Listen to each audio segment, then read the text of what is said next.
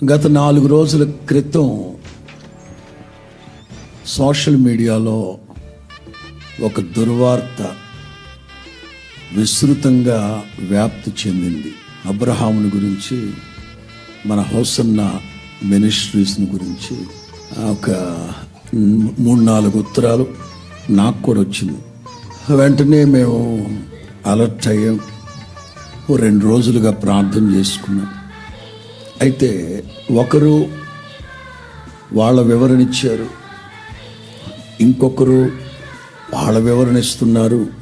ఎవరి పాటికి వాళ్ళు డిస్కషన్స్, డిబేట్లు పెట్టేస్తున్నారు. సభాముఖంగా చేతులు జోడించి చెప్పేది ఏమిటంటే, ఆత్మీయులు అనబడే వాళ్ళందరూ మౌనంగా ఉండాలి. ఎందుకంటే మనకొక పోలీసు వ్యవస్థ ఉంది, ప్రభుత్వం ఉంది. ఇప్పుడు మనం వీళ్ళు చేశారు వాళ్ళు చేశారు అంటాకి లేదు. ఎందుకంటే మనకు తెలియదు కదా.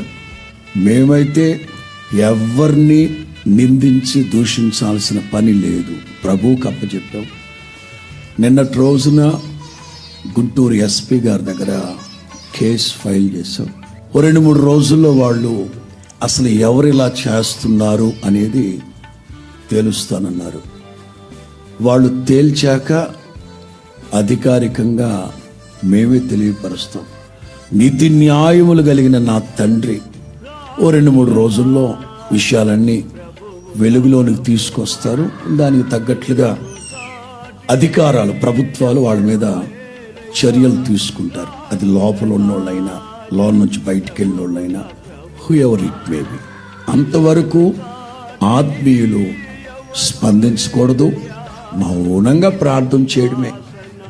అలాగని 10 మందికి ఫ్యాబ్రికేట్ చేసుకుంటూ కూర్చోకూడదు, విస్తృతంగా వాటిని వ్యాప్తి చేయకూడదు.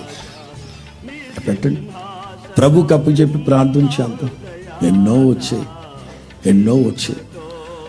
అలా వచ్చిన వాటి వలన సమస్యకి డ్యామేజ్ జరుగుతూనే ఉంది. కానీ ఏం చేస్తాం, వెళ్ళి పోట్లాడలేం కదా. దేవునికి అప్పచెప్పాము, ప్రభు చూసుకుంటారు. స్తోత్రం చెప్పండి.